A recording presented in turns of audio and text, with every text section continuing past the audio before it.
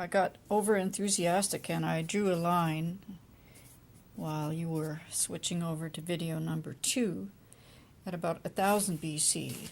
So 500 BC is our other line here, and we were writing in Buddha and Confucius. 551, born in 551 and born in 563. Don't know why there's such an outbreak of kind of special cultural events around here, but it certainly was. But around 1000 BC, we had some significant events.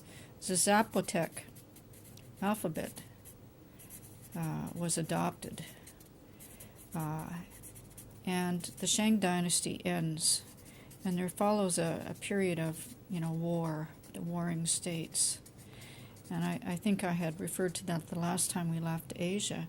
And so it isn't until Emperor Zheng unifies China. So that's 230 BC. And we start to see a kind of permanent order developing here, and the Nazca lines are developing in Peru. So 509, we'll go back here, Greeks become Democrats. Demos.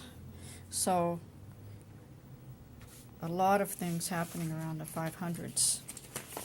All right, let's review. We have the Sulawesi caves in Indonesia, the very earliest. And then we start to see the early civilizations developing in the Nile and the Mesopotamian valleys, but also up on the plains. Things like Stonehenge that are prehistoric, but it's the development of writing that really helps people get on the register. We certainly saw it with King Gudea of the Sumerians back in 2000 BC. So he's even farther back here. 2000 BC, Gudea, back in the time of the Harappans as well, developing a form of writing. And the early Sanskrit writing, there's the early Indus Valley and Harappan writing.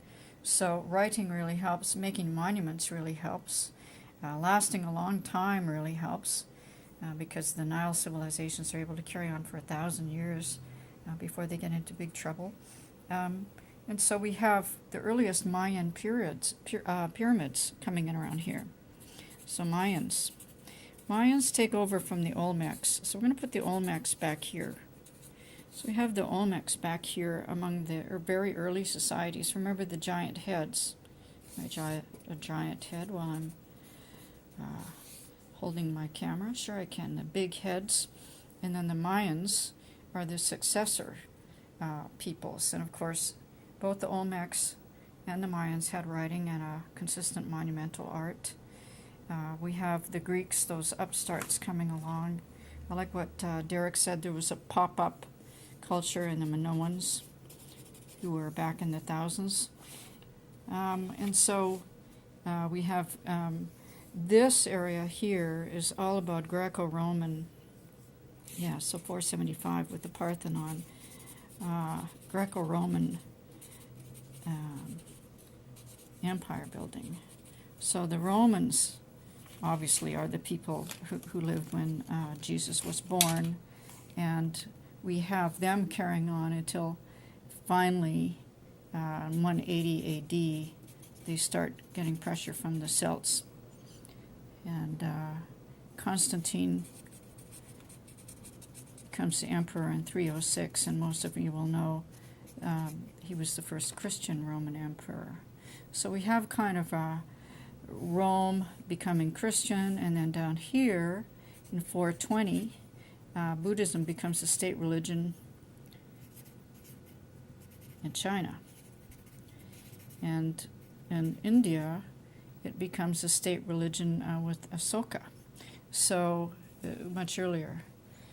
So we have, Carthage burns in 146. Carthage must die.